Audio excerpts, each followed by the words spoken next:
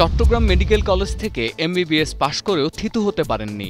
চিকিৎসা পেশা ছেড়ে দিয়ে ঠিক করলেন দুনিয়া ঘুরবেন। বলছিলাম বাবর আলীর কথা। 11 বছর পর পঞ্চম বাংলাদেশি হিসেবে এভারেস্ট জয় করা দুঃসাহসী এক অভিযাত্রীর গল্প। 1 এপ্রিল নেপালের উদ্দেশ্যে দেশ ছাড়েন বাবর। পর্বতারোহণের প্রয়োজনীয় অনুমতি নিয়ে কাঠমান্ডু থেকে লুকলার উদ্দেশ্যে রওনা দেন। সেখানে সপ্তাহখানেকের ট্রেকিং শেষে পৌঁছান এভারেস্টের বেস ক্যাম্পে। শুরু করেন মূল অভিযান। রোববার 19 মে বাংলাদেশ সময় সকাল 9:15টায় এভারেস্টের চূড়ায় পা রাখেন তিনি। ওড়ান বাংলাদেশের পতাকা। যদিও বাবরের এভারেস্ট জয়ের অভিযান শেষ হয়নি। নিরাপদে বেস ক্যাম্পে নেমে আসার পর শেষ হবে এই অভিযান। অভিযানের প্রধান সমন্বয়ক ফারহান জামান জানান, বাবরের পরবর্তী লক্ষ্য পৃথিবীর চতুর্থ শীর্ষ পর্বত লোৎসের চূড়া জয় করা।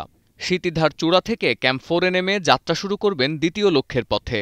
বাংলাদেশিদের মধ্যে কেউ এভারেস্টের চূড়ায় ওঠার পর একই সঙ্গে আরেকটি পর্বতশৃঙ্গ লোৎসে ওঠার চেষ্টা করেননি। এটাকেই চ্যালেঞ্জ হিসেবে নিতে চান বাবর।